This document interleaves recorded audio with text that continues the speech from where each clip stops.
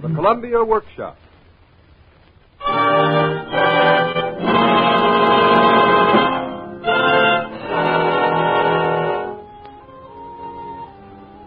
Tonight, the Columbia Broadcasting System announces the appointment of William N. Robeson as permanent director of the Columbia Workshop. In keeping with the holiday spirit, Mr. Robeson presents as the first in a new series of workshop productions, part one of his own radio extraction of Lewis Carroll's immortal classic, Alice's Adventures Through the Looking Glass, with an experimental musical score specially composed for this broadcast by Paul Sterrett and Leith Stevens.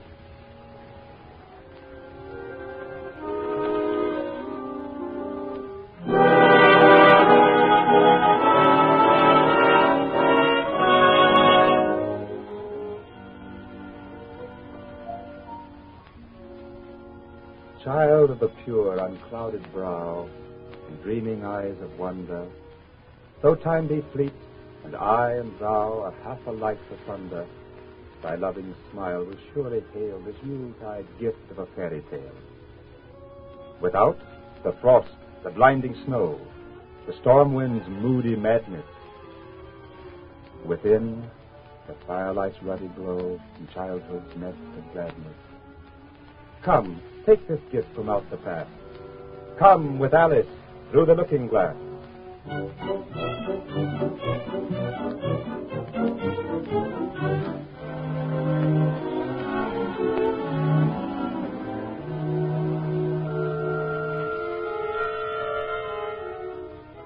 Alice sat drowsily in the great armchair as the snowflakes fell gently against the window pane. Just as if they were kissing it, Alice thought. The black kitten, lying in her lap, purred in the warmth of the fire. And sleepily, Alice wondered. Kitty, can you play chess? Now, don't smile. I'm asking it seriously. Because when Sister and I were playing a little while ago, you watched just as if you understood. And when I said check, you purred. Well, it was a nice check, Kitty. And really, I might have won if it hadn't been for that nasty knife that came wriggling down among my pieces. Kitty, dear, let's pretend that you're the Red Queen. Oh, yes, you do know who the Red Queen is. She's one of my chessmen. I'm sure if you sat up and folded your arms, you'd look exactly like her. Now, do try it. But the kitten wouldn't try. So to punish it, Alice held it up to the looking glass so it might see how sulky it was. And if you're not good directly, I put you through the mirror into Looking Glass House. How would you like that? Very well, then. Mind your manners. And now, if you'll attend and not talk so much, I'll tell you my ideas about Looking Glass House. First, there's the room you can see through the glass. That's just the same as our drawing room. Only the things go the other way. The books are something like our books, too. Only the words go the wrong way. I know that because I've held up one of our books to the glass, and then they hold up one in the other room. And, Kitten, you can just see a little peep of the passage in Looking Glass House if you leave the door of our drawing room wide open. And it's very like our passage as far as you can see. Only you don't know. It may be quite different beyond. There must be a garden and, oh, so many lovely things. Oh, Kitty, how nice it would be if we could get through into Looking Glass House. Let's pretend there's a way of getting through somehow, Kitty. Let's pretend the glass has got all soft like gauze so that we can get through.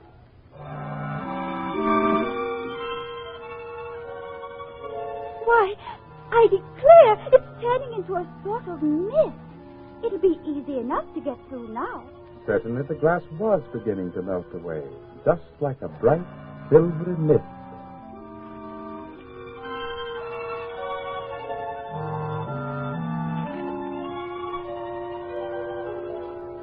In a moment, Alice was up on the mantelpiece, through the glass, and had jumped lightly down into the looking glass room. Oh, my, they don't keep this room so tidy as the other. All the chessmen spilled among the cinders on the hearth. What? They're moving. They've come to life. The Red King and the Red Queen. And there are the White King and the White Queen sitting on the edge of the shovel. And here are two castles walking arm in arm. But Alice was too experienced a Wonderland traveler to marvel much at the chessmen come to life.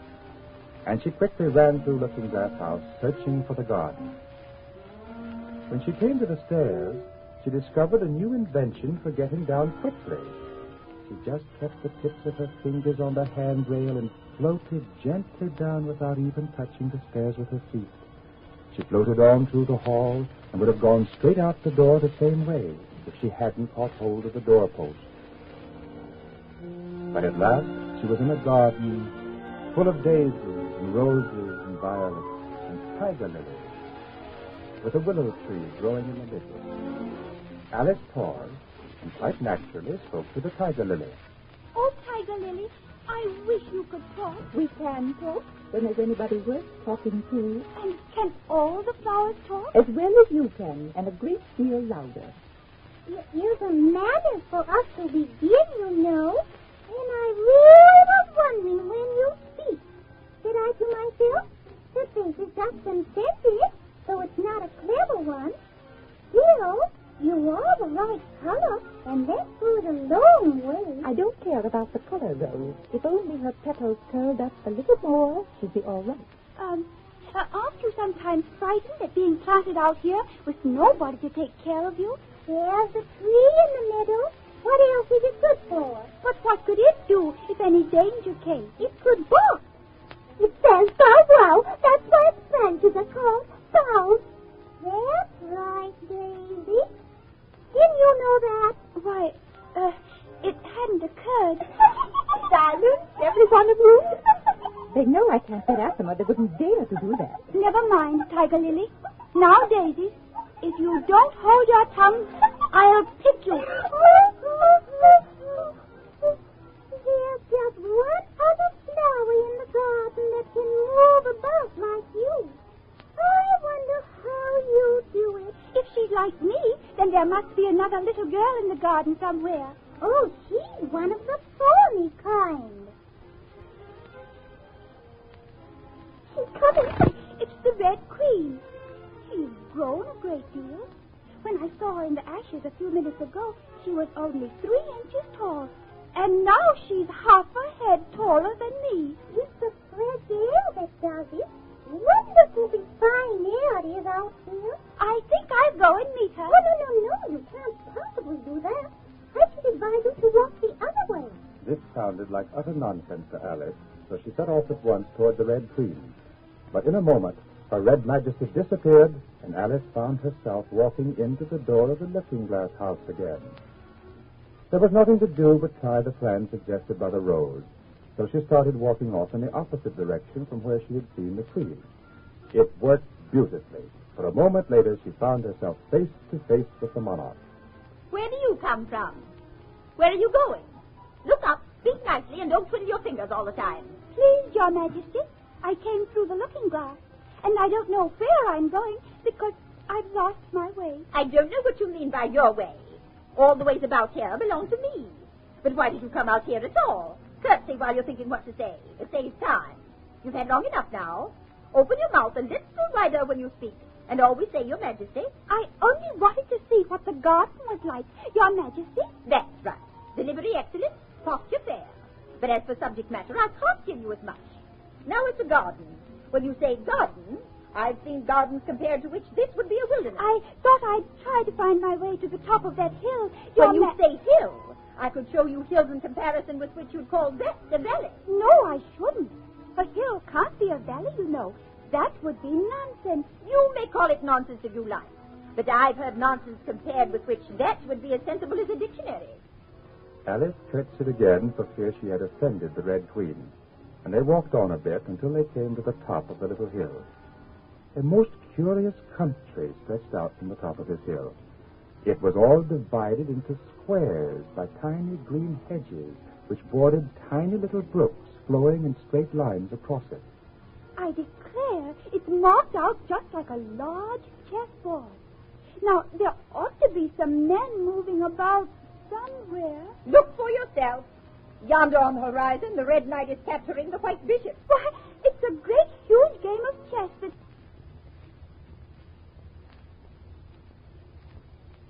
being played all over the world. If this is the world, you know. Oh, what fun! How I wish I were one of them. I wouldn't mind even being a pawn if I could only join. So, of course, I would like to be a queen, Beth. That's easily managed. You could be the White Queen's pawn if you like, as Lily, her daughter, is too young to play. And you're in the second square to begin with. So when you get to the 8th square, you'll be a queen. If you're not captured. Is there any danger of being captured? Danger? There's always danger. And just at this moment, the Red Queen grabbed Alice's hand and began to run like mad. And as fast as poor Alice ran, the Queen kept urging, Faster! Faster! The most curious part of the thing was that the trees and the other things around them never changed their places at all. However fast they went, they never seemed to pass anything. I wonder if the things move along with us. Faster! Don't try to talk. Faster! Faster! Faster! Are we nearly there? Nearly there. We passed it 10 minutes ago. Faster! No! No! Faster! Faster!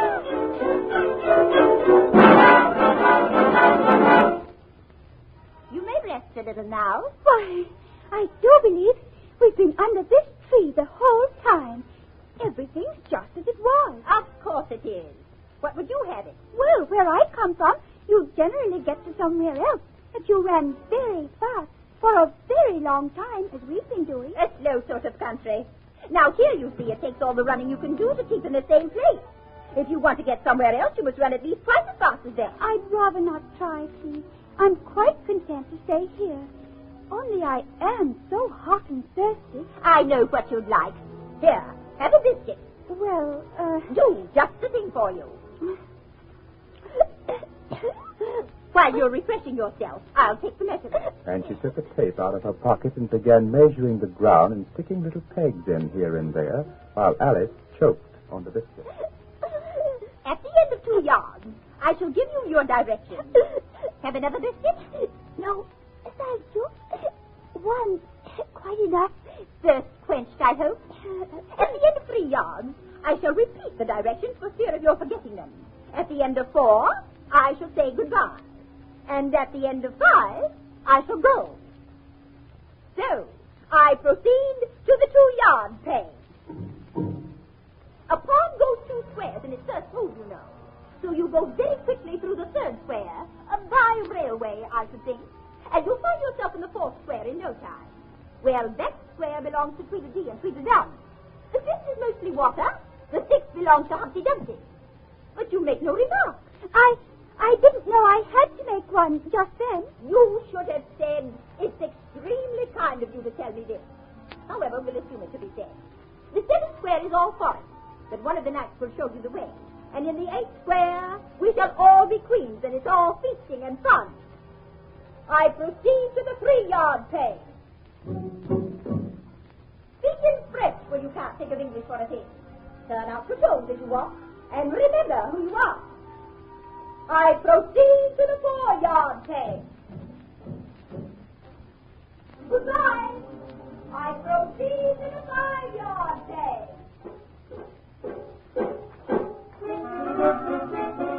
At the last peg, the Red Queen was gone, instantly vanished.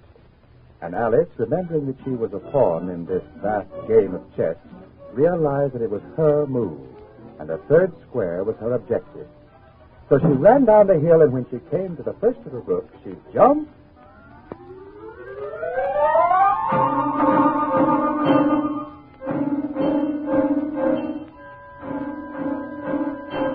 Tickets, please. Have your tickets ready. Thank you, thank you, thank you. Now then, show your ticket, child. Don't keep him waiting, child. His time is worth £1,000 a minute. I'm afraid I haven't got a ticket. There wasn't a ticket office where I came from. There wasn't room for one where she came from. Then the land is worth £1,000, and it's... Don't make excuses. You should have bought one from the engine driver. The engine driver, his smoke is worth £1,000 a pop. Alice thought to herself that there was no use in answering such nonsense. So the voices didn't answer her this time, although to her great surprise they fought in chorus. I hope you understand what this is like, but I'm sure I don't.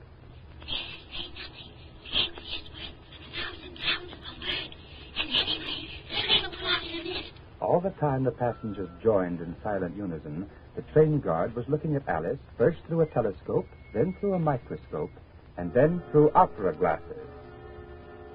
At last he said, You are traveling the wrong way.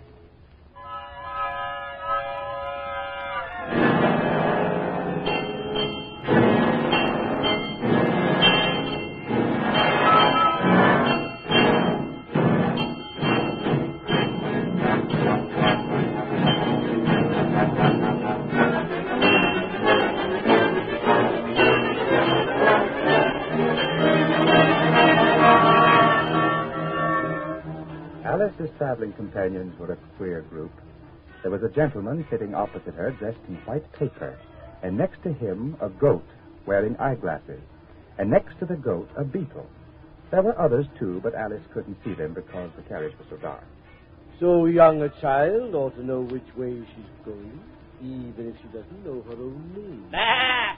She ought to know her way to the ticket office, even if she doesn't know her alphabet. She'll have to go back from here as luggage. Change engines at... That sounds like a horse.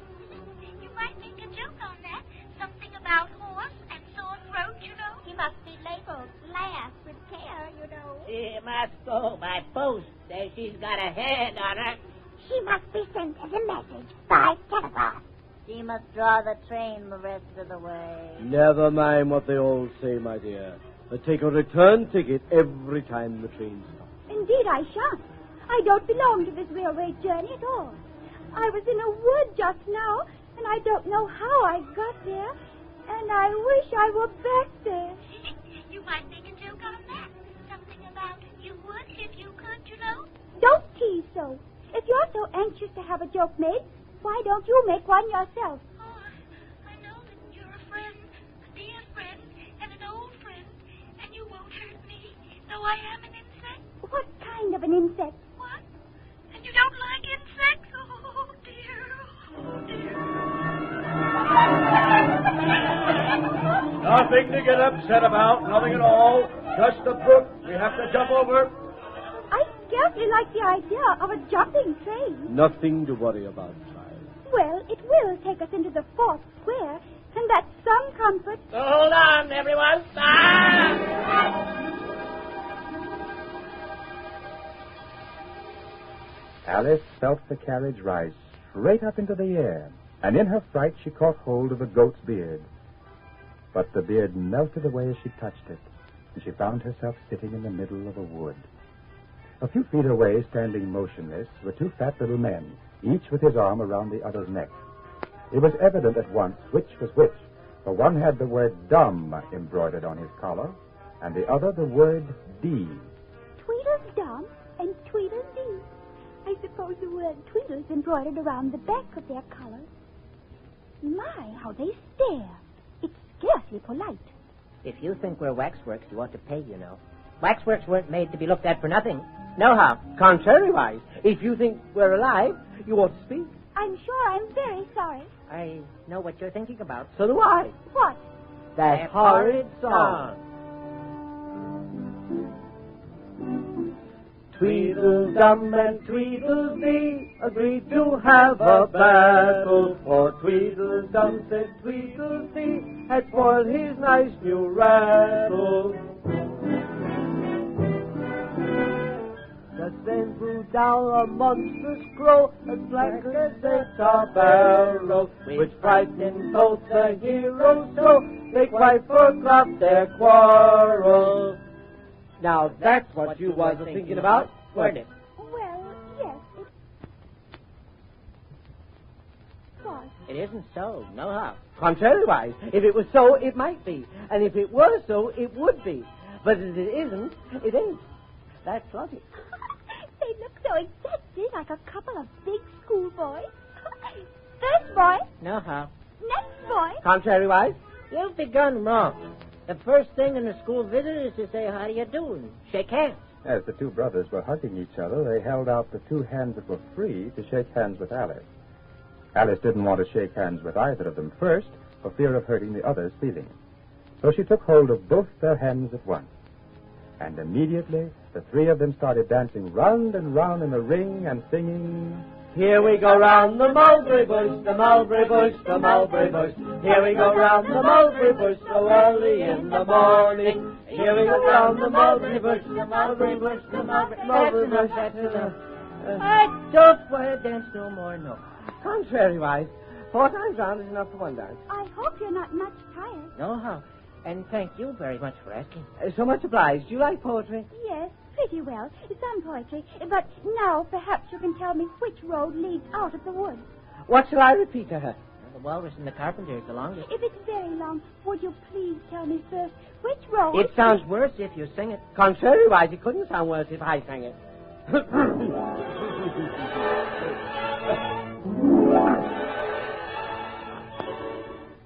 The sun was shining on the sea, shining with all his might. He did his very best to make the billows smooth and bright. And this was odd because it was the middle of the night. The moon was shining sulkily because she thought the sun had got no business to be there after the day was done. It's very rude of him She said. to come and spoil the fun. The walrus and the carpenter were walking close at hand. They went like anything to see such quantities of sand. If this were only cleared away, They said. it would be grand. If 7 maids with 7 mops swept it for half a year, do you suppose The walrus said. that they could get it clear? I doubt it. Said the carpenter, and shed a bitter tear. Oysters, come and walk with us. The walrus did beseech. A pleasant walk, a pleasant talk along the briny beach. We cannot do with more than 4 to give a hand to each. The eldest oyster looked at him, but never a word he said. The eldest oyster winked his eye and shook his heavy head, meaning to say he did not choose to leave the oyster bed. But 4 young oysters hurried up, all eager for the treat. Their coats were brushed, their faces washed, their shoes were clean and neat. And this was odd because, they hadn't any feet. 4 other oysters followed them, and yet another 4, and thick and fast they came at last, and more and more and more, all hopping through the frothy waves and scrambling to the shore. The time has come As the walrus said. to talk of many things, of shoes and ships and sealing wax, of cabbages and kings, and why the sea is boiling hot, and whether pigs have wings. But wait a minute. The oysters cried. Before we have our chat, and all of us are fat. No hurry. Said the carpenter. They thanked him much for that. A loaf of bread The walrus said. is what we chiefly need. Pepper and vinegar besides are very good indeed. Now, if you're ready, oysters dear, we can begin to feed. No. The oysters cried, turning a little blue. Oh, this is crazy. That would be a beautiful thing to do. The night is fine. The walrus said. Do you admire the view? It was so nice of you to come, and you are very nice. The carpenter said nothing, but Cut us another slice. I wish you were not quite so deaf. I've had to ask you twice. It seems a shame the walrus said. to play them such a trick after we brought them out so far and made them trot so quick. The carpenter said nothing. Oh, but The butter's spread too thick. I weep for you. the walrus said. I deeply sympathize. With sobs and tears, he sorted out those of the largest size, holding his pocket handkerchief before his streaming eyes. Oh, oysters, Said the carpenter. you've had a pleasant run. Shall we be trotting home again?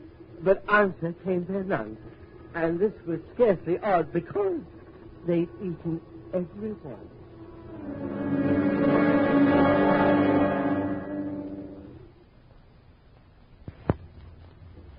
walrus best because, you see, he was a little sorry for the poor oysters. He ate more than the carpenter, though. You see, he held his handkerchief in front so that the carpenter couldn't count how many he took, contrariwise. Oh, that was mean. Then I liked the carpenter best if he didn't eat so many as the walrus. But he ate as many as he could get. Well, then, they were both very unpleasant characters. But I'd better be getting out of the woods, for really it's coming on very dark. Do you think it's going to rain? Put up the umbrella, Tweedledee, and see. Oh, yes, there. No, I don't think it's going to rain. At least not under here, contrariwise. Well, may if it chooses. We've no objections. No how. Selfish things. If it did rain, they'd be sure to keep the umbrella to themselves. Well, good night. Wait a minute. Wait a minute. Do you see that? What? Under the tree there. Oh, it's only a rattle. Not a rattlesnake, you know. Only an old rattle. Quite old and broken. I knew it. I knew it. It's spoiled, of course. You needn't be so angry about an old rattle. But it isn't old. It's new, I tell you. I bought it yesterday. Ah, my nice new rattle. You may want it right under your umbrella, brother. Ah, you may well gape and open and close your eyes like a great fish. Oh, you spoiler of rattles. I didn't. Contrariwise. Of course, you agreed to have a battle. I suppose so. Only she must help us first, you know. Yes, of course you know. Wait here, you. Oh, Tweedledum and Tweedledee, agreed to have a battle.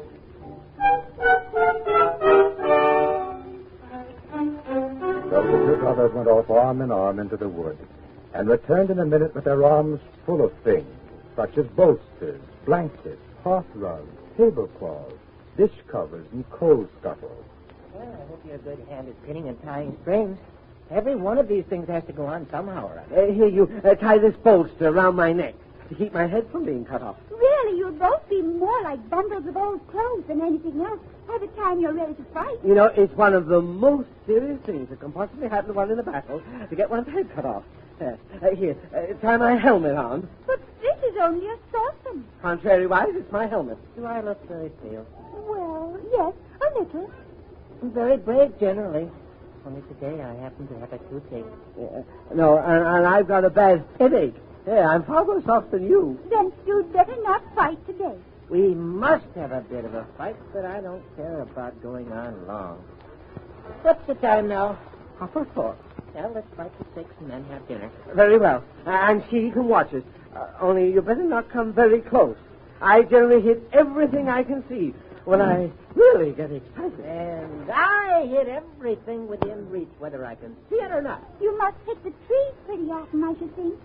I don't suppose there'll be a tree left standing for ever so far around by the time we finish. And all about a rattle. I shouldn't have minded it so much if it hadn't been a new one. He always makes my new one. Contrariwise, I never.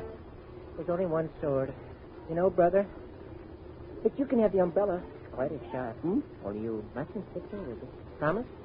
You mustn't cut me with your sword. Promise? I promise. You promise? Promise. And we can begin our battle, and we better be quick about it. It's getting dark as it can. Darker? There must be a thunderstorm coming on. Look what a thick black cloud that is, and how fast it comes. But I do believe it's got wings. Oh, brother, it's a monstrous crow. Hurry! I love it, brother. Wait for me! Wait for me! Wait! Oh, dear, they're out of sight. It's all very well for them. The song says the crow scared them quite away. But the song doesn't say anything about me. What shall I do? What shall I do? Lest you should worry about Alice's predicament over the Christmas weekend, she is in no grave danger and will be able to hide safely away until next Thursday evening at the same time, when we will follow her further adventures through the Looking Glass. Through the Looking Glass was extracted for radio by William N. Robeson, who also directed the production. The special musical score was composed by Leet Stevens and Paul Sterrett, and Mr. Stevens conducted the orchestra. Alice was played by Miss Helen Clare. This is the Columbia Broadcasting System.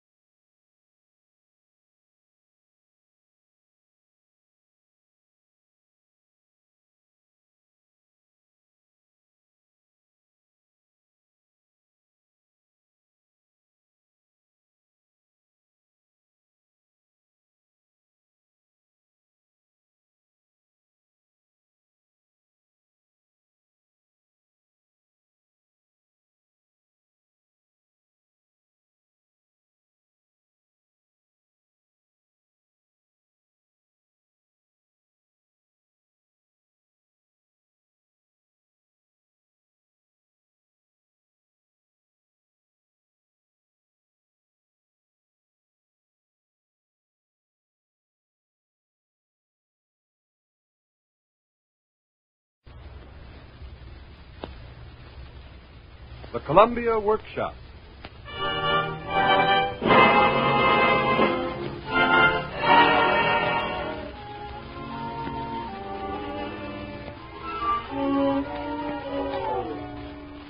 Tonight, in presenting the second part of its radio extraction of Lewis Carroll's fantasy, Alice's Adventures Through the Looking Glass, the Columbia Workshop continues an experiment begun last autumn when it presented Alice's Adventures in Wonderland.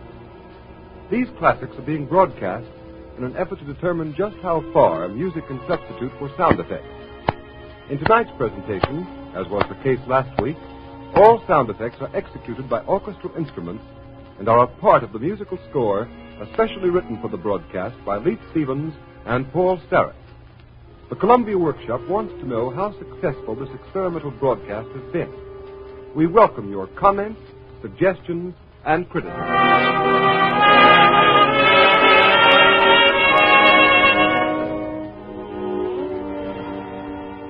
The Columbia Workshop presents Through the Looking Glass.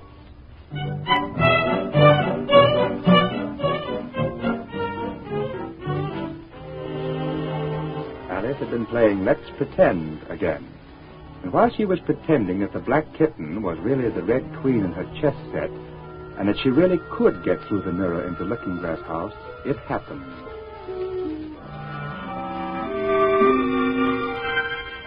And she found herself walking through the looking glass and out into a lovely garden where the flowers talked, and where she met the Red Queen, who instructed her how to travel across the land that looks like a chessboard. You'll go very quickly through the third square, by railway, I should think, and you'll find yourself in the fourth square in no time. Well, that square belongs to Tweedledee and Tweedledum. The fifth is mostly water. The sixth belongs to Humpty Dumpty. The seventh is all forest, but the White Knight will show you the way. And in the eighth square, we shall all be queens, and it's all feasting and fun. So Alice ran down the hill, jumped a little brook, and found herself in a railway station. No sooner had the train pulled out than it jumped too, and Alice was in the fourth square with Tweedledum and Tweedledee. Tweedledum and Tweedledee agree to have a battle, for Tweedledum said Tweedledee had swallowed his nice new rattle. Just settle down the monstrous crow and flatten the tar barrel, which frightened both the heroes so they quite forgot their quarrel. And the monstrous crow did frighten the heroes, and poor Alice was left all alone, hiding under a tree, as the great bird went flying by, its wings kicking up a hurricane which blew someone's shawl right past her. Alice caught it, and while she was looking for the owner, the White Queen came running along, arms stretched out wide. That's my shawl. My shawl. Here you are, ma'am. What? May I help you put it on, Your Majesty? For I am addressing the White Queen, aren't I? Well, yes, if you call that a dressing, it isn't my notion of a thing at all. Here, let me do it. Oh, dear. My finger is bleeding. What's the matter? Have you pricked it? No, I haven't pricked it yet, but soon I shall. Oh! When do you expect to do it? When I finally fasten my shawl. The brooch will come undone directly. Oh, and now there. What did I tell you? It's open now. Oh, take care. You're holding it all crooked. There, it's prickling, see? Now that accounts for the bleeding. But why don't you scream now? Why, I've done all the screaming already. But that's all backwards. First you should prick your finger, and then scream. How perfectly silly. I should fall that way backwards. Well, in any case, I hope your finger's better now. Oh, much better. Better. Alice looked at the White Queen in astonishment. Then she rubbed her eyes and looked again. She was in a little dark shop, leaning with her elbows on the counter, and opposite her was an old sheep, sitting in an armchair, knitting, and every now and then leaving off to look at her through a great pair of spectacles. Come, you must buy something. You're holding everybody up. Why, there's no one else here but me. Indeed. Told all you know about it. What do you want to buy? Well, do you have any eggs? Certainly. How do you sell them? Across the counter in exchange for money. I mean, how much are they? 5 cents farthing for one, 2 cents for two. Then 2 are cheaper than 1? Certainly. Only you must eat them both if you buy 2. Oh, then I'll have 1, please. For I mightn't like them, you know. Here's your money. But where's my egg? Oh, I never put things into people's hands. That would never do. You must get it for yourself. It's yonder on a shelf at the back of the store. I wonder why it wouldn't do. Goodness, the egg seems to get further away the more I walk toward it. And it's so dark back here. Oh, this must be a chair I'm running into. What? I declare it's got branches. How odd to find trees growing in a shop. And actually, here's a little brook. Well, this is the queerest shop I ever saw. So she went on, wondering more and more at every step, as everything turned into a tree the moment she came up to it. And she quite expected the egg to do the same.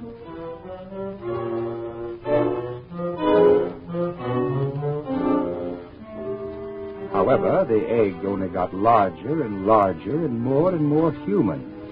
When she'd come within a few yards of it, she saw that it had eyes and a nose and mouth. And when she'd come quite close to it, she saw clearly that it was Humpty Dumpty himself. It can't be anybody else. Sitting there on the wall, and certainly he is exactly like an egg. It's very provoking to be called an egg. Very. I said you looked like an egg, sir. And some eggs are very pretty, you know. Some people have no more sense than a baby. State your name, address, and occupation. My name is Alice, but... It's a stupid name enough. What does it mean? Must a name mean something? Why, of course it must. My name means the shape I am. And a good handsome shape it is, too. With a name like yours, you might be any shape almost. There's glory for you. I don't know what you mean by glory. Why, of course you don't, till I tell you. I mean, there's a nice knockdown argument for you. But glory doesn't mean a nice knockdown argument. When I use a word, it means just what I choose it to mean. Nothing more nor less. The question is whether you can make words mean so many different things. The question is which is to be master, that's all. For instance, would you like to hear a song in which words really work overtime? Oh, yes, indeed.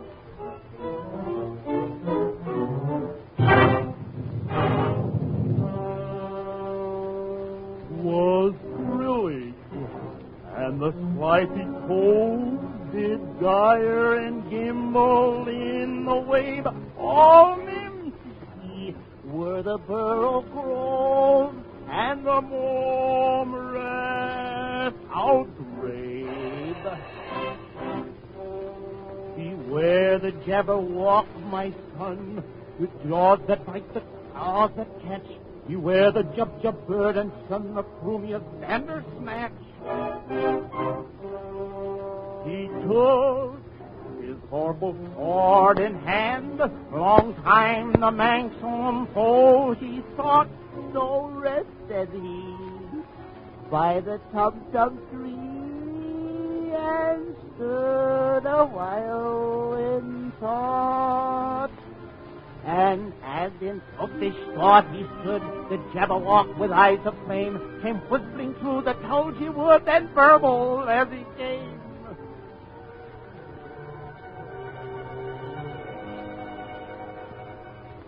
One, two, and through the vorpal blade went snicker-snack. He left it dead, and with its head he went galumphing back. And hast thou slain the Jabberwock? Come to my arms, my Beamish boy. O precious day, Kaloo-Kalay, he turtle in his joy. Was thrilling, and the slimy toad did gyre and gimble in the wave. All men see where the coral goes and the murmurous outrage. My, how Well, very... what do you think of that?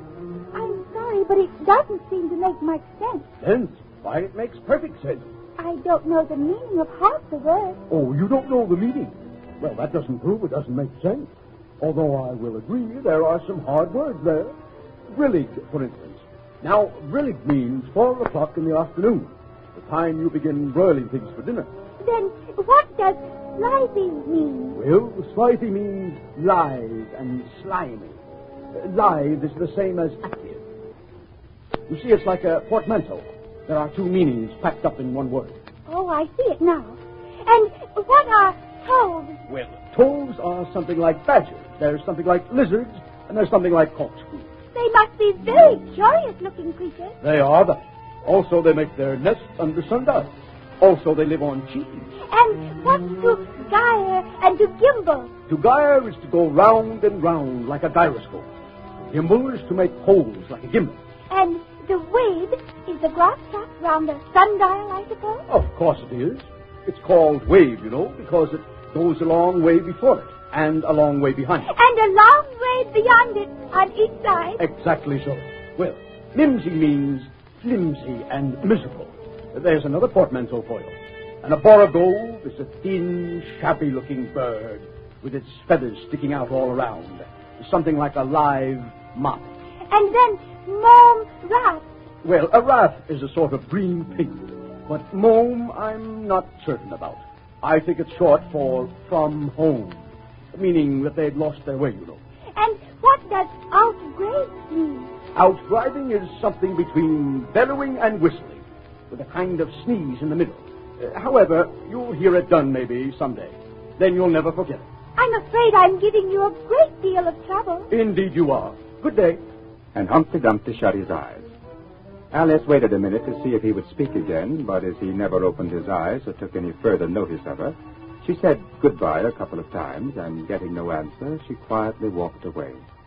But she couldn't help saying to herself as she went, Of all the unsatisfactory... She repeated this out loud as it was a great comfort to have such a long word to say. Of all the unsatisfactory people I ever met... She never finished the sentence. For at this moment, Alice's thoughts were interrupted. A knight, dressed in crimson armor, came galloping down upon her, brandishing a great club. A horse! A horse! Church! You're my prisoner. You're my... The Red Knight had tumbled off his horse, so Alice looked around with some concern for the new enemy. This time it was a white knight. He drew up at Alice's side and tumbled off his horse, too. The two knights sat and looked at each other for some time without speaking. Alice looked from one to the other in some bewilderment. She's my prisoner, you know. Yes, but then I came and rescued her. Well, we must fight for her then. Put on your helmet. Why, they're helmets with the shape of a horse's head. You will observe the rules of battle, of course. I always do.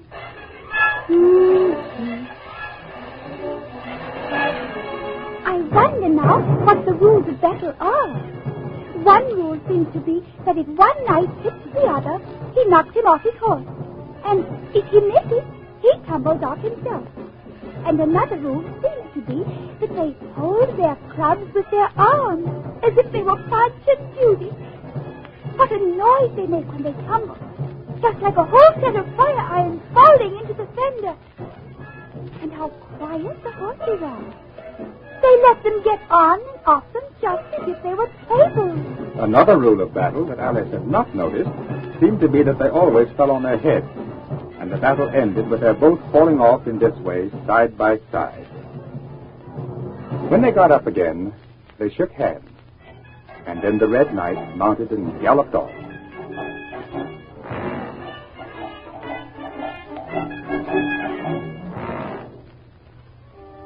It was a glorious victory, wasn't it? I don't know.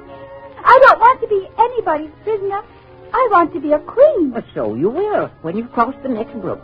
I'll see you safe to the end of the wood, and then I must go back, you know. That's the end of my move. Thank you very much. May I help you off with your helmet? Thank you. Now one can breathe more easily. Alice thought she had never seen such a strange-looking soldier in all her life. He pushed back his shaggy hair with both hands and turned his gentle face and large, mild eyes to Alice. He was dressed in tin armor, which seemed to fit him very badly, and he had a queer-shaped little deal box fastened across his shoulders, upside down, and with the lid hanging open. Alice looked at it with great curiosity. I see you're admiring my little box. It's my own invention to keep clothes and sandwiches in. Upside down so that the rain can't get in. But the things can get out. Do you know the lid's open? Oh, I didn't know it. Then all the things must have fallen out. And the box is no use without them. Then why are you hanging it so carefully on the tree? In hopes some bees may make a nest in it. Then I should get the honey. But you've got a beehive. or something like one fastened to the saddle. Yes, and it's a very good beehive, one of the best kind. But not a single bee has come near it yet. And the other thing is a mouse trap. I suppose the mice keep the bees out, or the bees keep the mice out. I don't know which. I was wondering what the mouse trap was for. It isn't very likely there would be any mice on the horse's back. Not very likely, perhaps. But if they do come, I don't choose to have them running all around. Now, you see, it is well to be provided for everything. That's the reason the horse has all those anchors around his feet. But what are they for? To guard against the bites of sharks. It's an invention of my own. And now, help me on. I'll go with you to the end of the wood. It took a long time to get the knight in his saddle because he was so very awkward, and because the saddle was already loaded with bunches of carrots and fire irons and many other things. But at last they accomplished it and started off through the forest. Whenever the horse stopped, which it did very often, he fell off in front. And whenever it went on again, which it generally did rather suddenly, he fell off behind. Otherwise, he kept on pretty well, except that he had a habit of now and then falling off sideways. And as he generally did this on the side on which Alice was walking, she soon found that it was the best plan not to walk quite so close to the horse. As Alice helped the White Knight up the fifth time, she ventured to say, I'm afraid you've not had much practice in riding. Now, what makes you say that?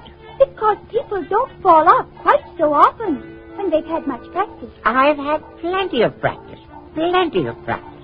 Indeed. The great art of riding is to keep... Here the sentence ended as suddenly as it had begun, as the knight fell heavily on the top of his head exactly in the path where Alice was walking. She was quite frightened this time, and said in an anxious tone as she picked him up, Oh, I hope no bones are broken. No, none to speak of.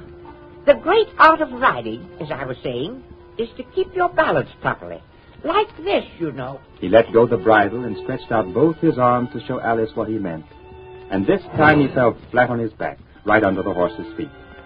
As Alice was getting him on his feet again, he kept repeating, Plenty of practice. Plenty of practice. Oh, it's too ridiculous.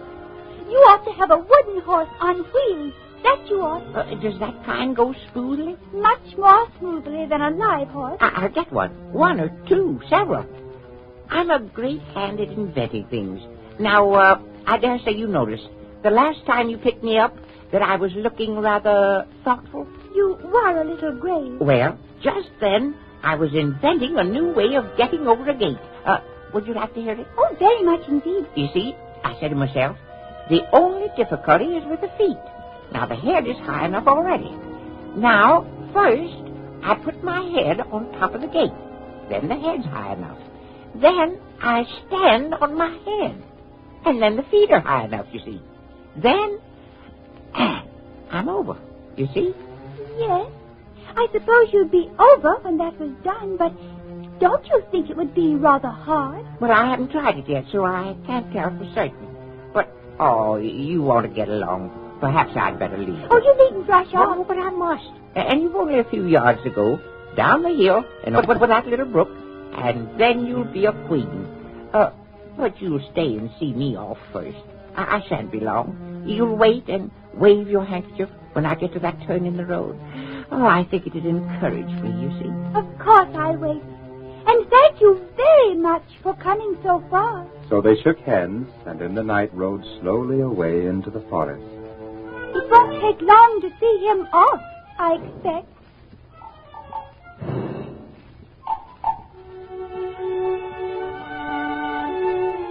So Alice stood watching the horse walking leisurely along the road, and the knight tumbling off, first on one side and then on the other. After the fourth or fifth tumble, he reached the turn, and then she waved her handkerchief to him and waited till he was out of sight. Then she turned around and started to run down the hill. I hope it encouraged him. And now for the last brook, and to be a queen. How grand it sounds. And Alice ran the westward way down the hill, and when she came to the little brook, she jumped.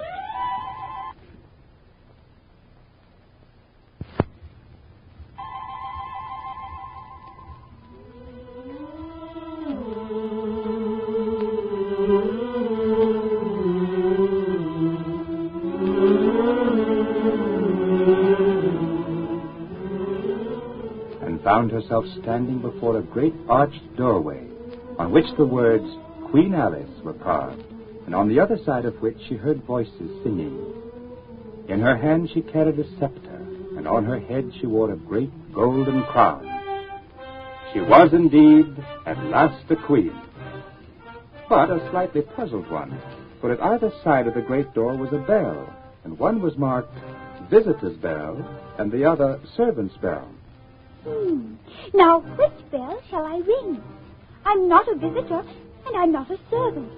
There ought to be one marked Queen, you know.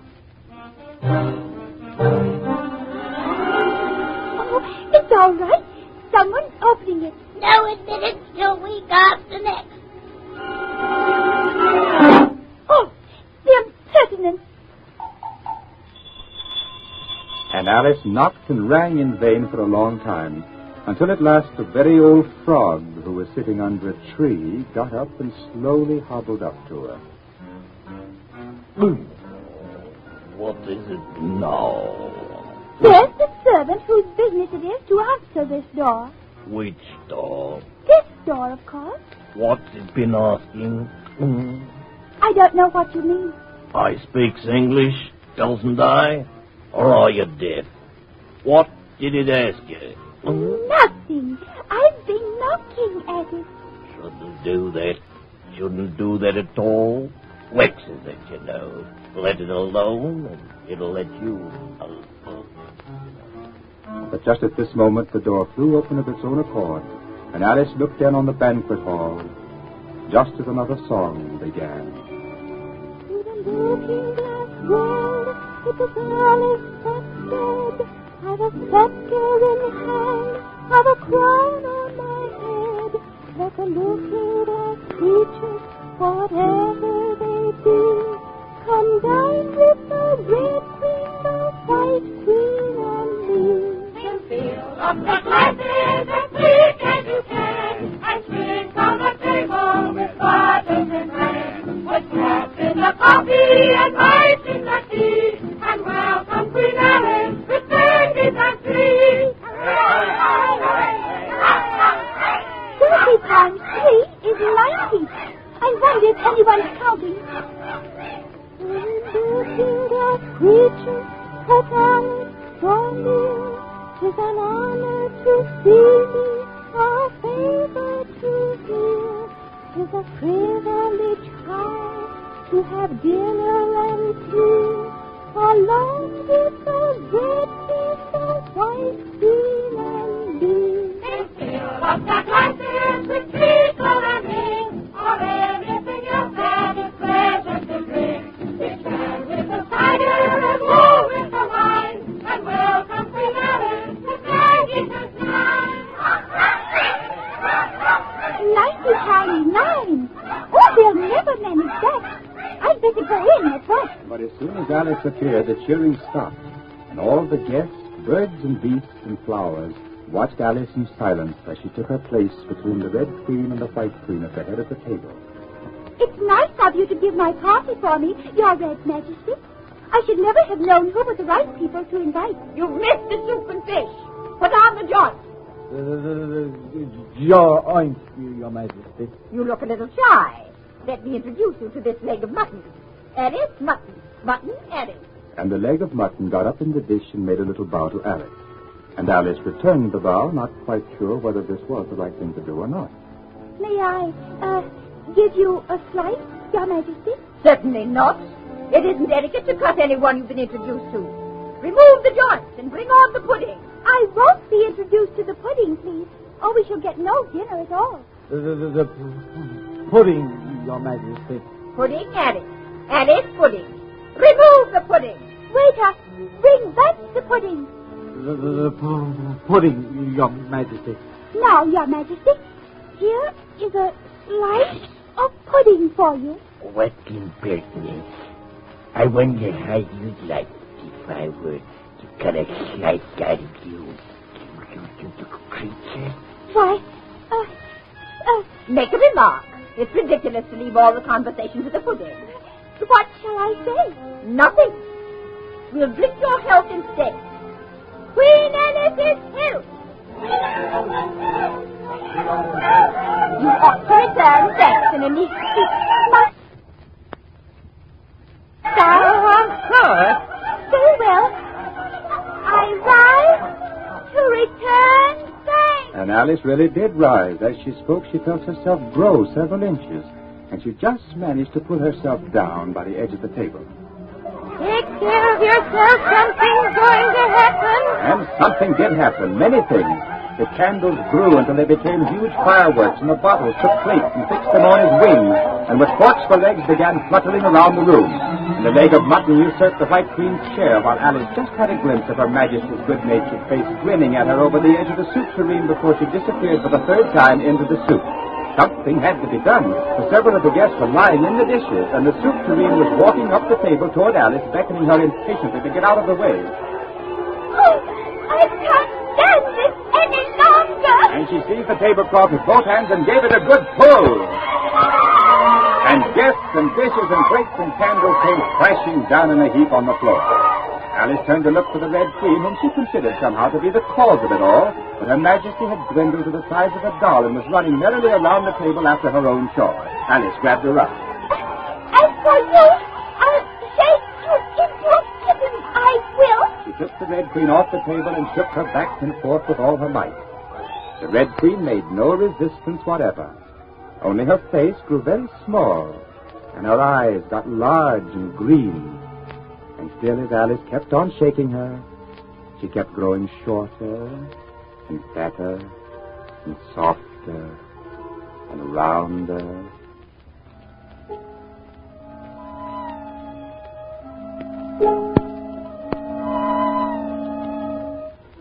And it really was a kitten after all. Oh, your Red Majesty shouldn't purr so loud. Oh, you woke me out of such a nice dream. And you've been along with me, Kitty, all through the Looking Glass world. Did you know?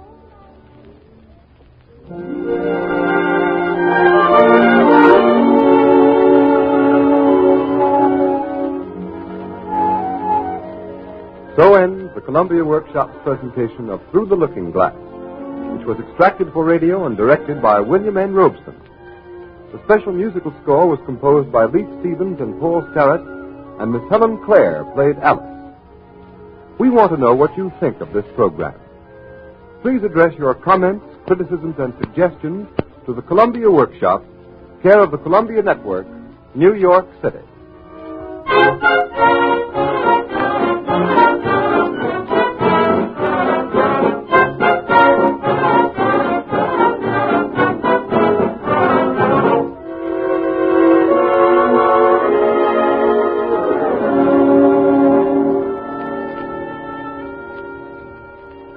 Beginning next week, the Columbia Workshop will be heard on Saturday evenings at 8 p.m.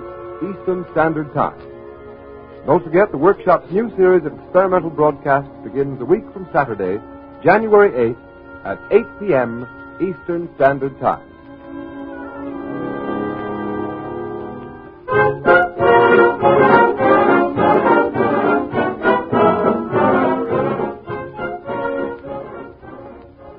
This is the Columbia Broadcasting System.